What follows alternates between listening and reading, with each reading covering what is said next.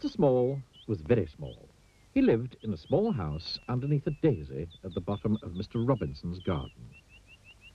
It was a very nice house, although very tiny, and it suited Mr. Small very well indeed. He liked living there. Now, this story is all about the time Mr. Small decided to get a job. The trouble was, what sort of a job could Mr. Small do? After all, there aren't that many small jobs. Mr. Small had thought about it for a long time, but hadn't had any ideas, not one. He was thinking about it now, while he was having lunch.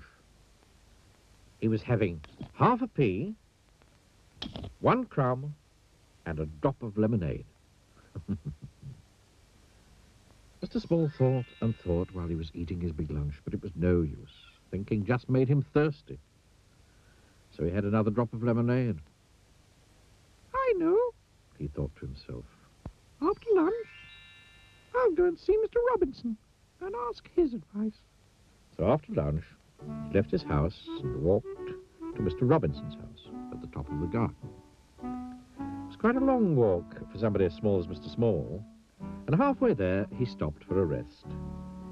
He sat on a pebble, feeling quite out of breath. A worm crawled by and stopped. Good afternoon, Mr. Small, said the worm. Good afternoon, Walter, said Mr. Small to the worm, whom he knew quite well. Out for a walk, are you? Asked Walter. Going to see Mr. Robinson, replied Mr. Small. Oh, said Walter the worm, and crawled off. Walter was a worm of very few words. After he'd rested for a while, Mr. Small set off again and walked all the rest of the way to Mr. Robinson's house without stopping once. When he got there, he climbed up the steps to Mr. Robinson's back door. He knocked at the door. Nobody heard him. The trouble was, you see, that if you're as small as Mr. Small, you don't have a very loud knock. Mr. Small looked up. There, high above his head, was the doorbell. How can I ring the bell when I can't reach it? Thought Mr. Small to himself. Just then, Mr. Small heard footsteps. It was the postman. The postman came to the door, posted his letters, and was just about to leave when he heard a voice. Hello, said the voice. The postman looked down. Hello, he said to Mr. Small. Who are you? I'm Mr. Small, said Mr. Small. Will you ring the bell for me? Of course I will, replied the postman in answer to Mr. Small's question. And reaching out, he pressed the bell with his finger. Thank you, said Mr. Small. My pleasure, said the postman, and off he went. Mr. Small heard footsteps coming to the door. The door opened. Mr. Robinson looked out. That's funny, he said. I'm sure I heard somebody ring the bell. He was about to shut the door when he heard a little voice. Hello, said the voice. Hello, Mr. Robinson. Mr. Robinson looked down and down. Hello, he said. What are you doing here? I've come to ask your advice, said Mr. Small to Mr. Robinson. Well, said Mr. Robinson, you'd better come in, have a talk.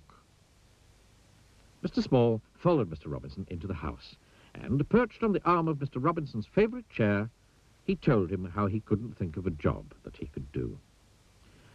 Mr. Robinson sipped a cup of tea and listened. So you see, Mr. Small explained, how difficult it is. Yes. Yes, I can see that, said Mr. Robinson. But leave it to me. Mr. Robinson knew a lot of people. Mr. Robinson knew somebody who worked in a restaurant and arranged for Mr. Small to work there, putting mustard into mustard pots. But Mr. Small kept falling into the pots and getting covered in mustard, so he left that job. Mr. Robinson knew somebody who worked in a sweet shop and arranged for Mr. Small to work there, serving sweets. But Mr. Small kept falling into the sweet jars, so he left that job. Mr. Robinson knew somebody who worked in a place where they made matches and arranged for Mr. Small to work there, packing matches into boxes. But Mr. Small kept getting shut into boxes with the matches, so he left that job. Mr. Robinson knew somebody who worked on a farm and arranged for Mr. Small to work there, sorting out the brown eggs from the white eggs. But Mr. Small kept getting trapped by the eggs, so he left that job. "What are we going to do with you?" Mr. Robinson asked Mr. Small one evening. "Don't know," said Mr. Small in a small voice. "I've got one more idea," said Mr. Robinson. "I know somebody who writes stories for children. Perhaps you could work for him." So the following day, Mr. Robinson took Mr. Small to meet the man who wrote children's stories. "Can I work for you?" Mr. Small asked the man. "Yes, you can," replied the man. "Pass me that pencil and tell me all about the jobs you've been doing. And then I'll write a story about it. I'll call it Mr. Small," he added.